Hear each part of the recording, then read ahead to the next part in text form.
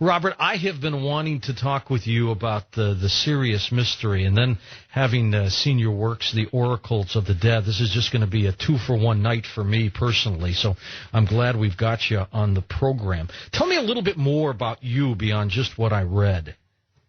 Well, I'm originally American, but I've lived in England most of my life.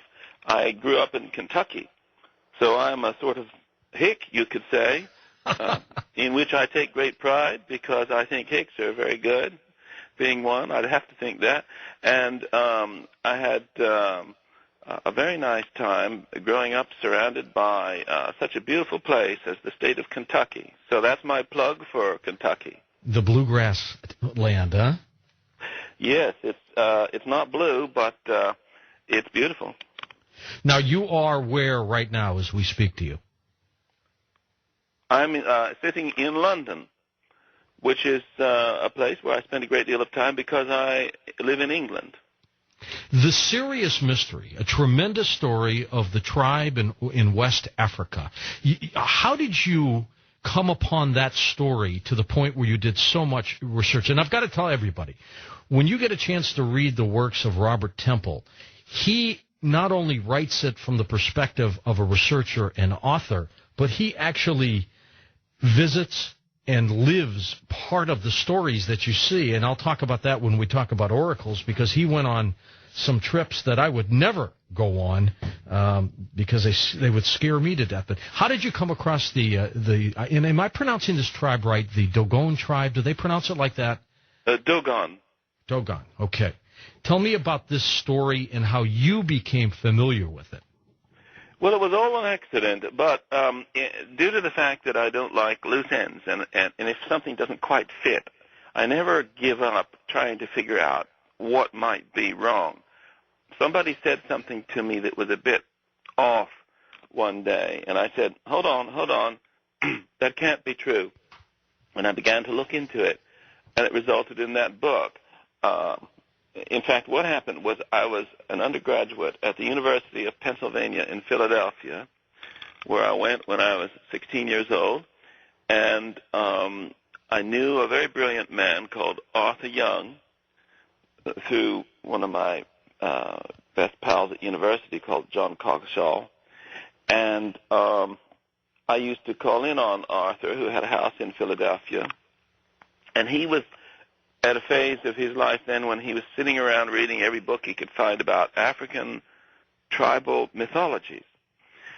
And I used to tease him a bit about that. And so one day he said, I've been reading a really interesting one this time.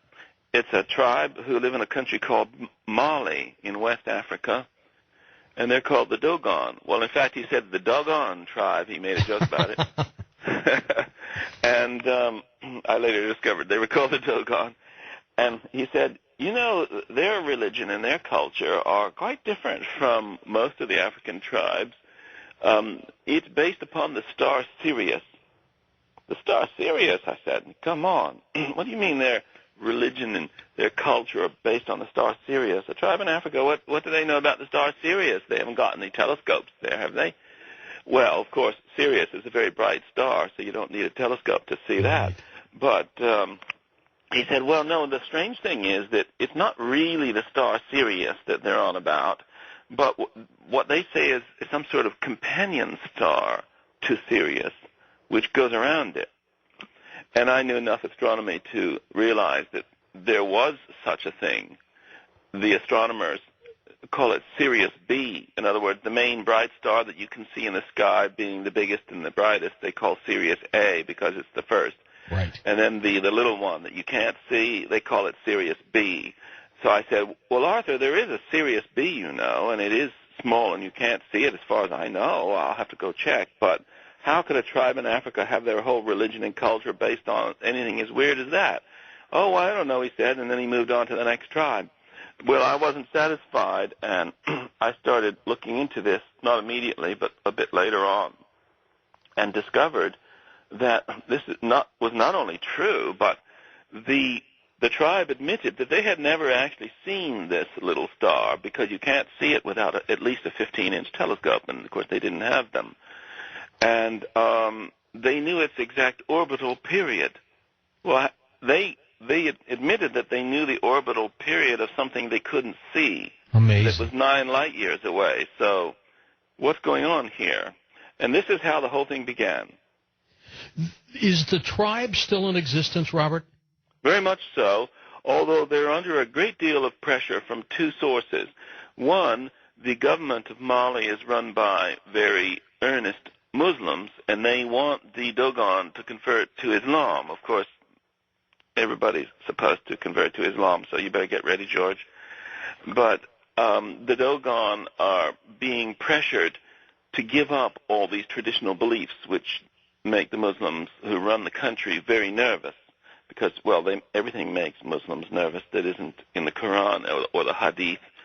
So the Dogon can't really get jobs or anything like that unless they first convert and thereby give up these amazing traditions, which are the basis of my book. So, of course, that makes me very unhappy. But the other thing that's putting them under even more intense pressure is the terrible drought in the Sahel region of Africa. Oh, yeah, my God, yes. And there's just such a shortage of water. And since the Dogon live by growing onions, even though onions don't take a great deal of water and are quite happy in fairly dry conditions, if you haven't got any water, you haven't got any onions, and therefore you haven't got a life. How many members of the tribe are out there, Robert? Approximately. Well, I'm afraid I can't tell you that. That's a very interesting question, George, and you're the first person who's ever asked me that, and which goes to show how sharp you are. But it's not only the Dogon themselves that are involved in this, because there are related tribes, so you don't know quite where to draw the line. There's a tribe called the Bozo and a tribe called the Bambara, and they all also share these Sirius traditions. Okay, now this belief system in the Sirius tradition would scan approximately how many years? Hundreds of years? Thousands of years? Well, the Dogon and all those other tribes that I mentioned, including the extraordinary tribe called the Akan in Ghana, they are all descended from migrants who came down across the Sahara Desert from the North African regions and who intermarried with the local black population, so that now all these tribes are totally black in appearance and have a mixture of languages. That is, they speak languages which are from black Africa, but they have sort of sub-languages and secret languages which are of other origins. It's all very complex, and the Dogon have a system of written signs, of which they have about 30,000 sort of hieroglyphic type things. It's a very, very, very complex story, but we know that the ancestors of all these people migrated south about 700 or 800 years ago, maybe 1,000, and reached this part of West Africa and spread out through Mali and Ghana. They came from the northeast, and we know the migration route. And in the Sirius mystery, I give the map of the migration, and all of this is reconstructed on the basis of anthropological studies and historians and real evidence. None of this is just speculation. It's all things that are known. Now, when we get into the oracles of the dead next hour, I know for a fact that you have been